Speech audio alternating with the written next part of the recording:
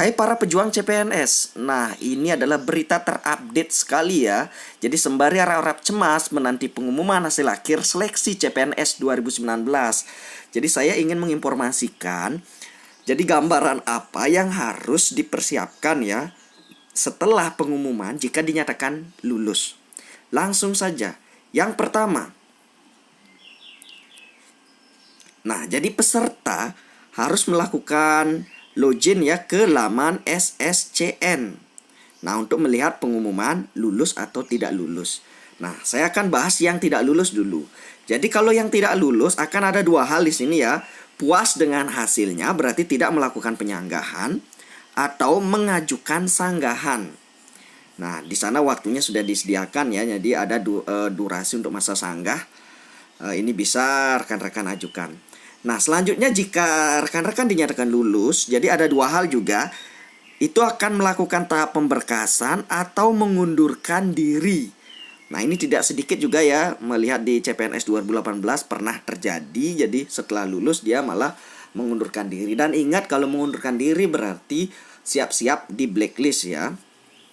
Nah, itu. Nah, selanjutnya kita ke alur pemberkasan. Ya.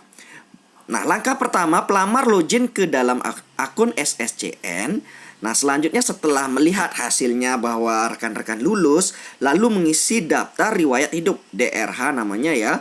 Selanjutnya mencetak daftar riwayat hidup dan melakukan upload daftar riwayat hidup dan dokumen pemberkasan. Nah, ini yang terpenting ya, dokumen pemberkasannya seperti apa saja.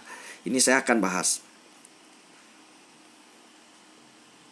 Nah, untuk dokumen pemberkasan yang diunggah di laman SSCN, yang pertama pas foto terbaru, pakaian formal. Jadi backgroundnya adalah merah.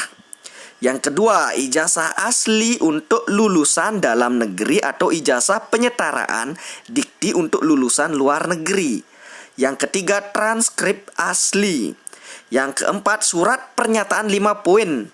Nah, peraturan BKN nomor 14 tahun 2018. Saya yakin rekan-rekan sudah paham betul isinya yang 5 poin ini ya.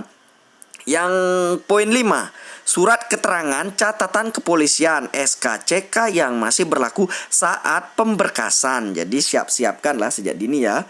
Dan poin 6, surat keterangan sehat jasmani dan rohani dari dokter yang berstatus PNS atau dokter yang bekerja pada unit pelayanan kesehatan. Poin 7, surat keterangan tidak mengkonsumsi atau menggunakan narkoba, psikotropika, serta zat-zat adiktif lainnya dari unit pelayanan kesehatan pemerintah. Yang ke-8, bukti pengalaman kerja yang telah dilegalisir oleh pejabat yang berwenang apabila memiliki masa kerja.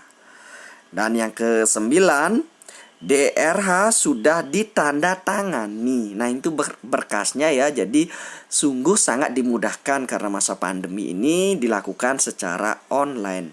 Nah, semoga informasi ini bermanfaat dan segera lakukan yang hal-hal yang bisa dilakukan sejak dini ya, seperti SKCK segera dah diurus, surat keterangan sehat itu segera diurus. Terima kasih.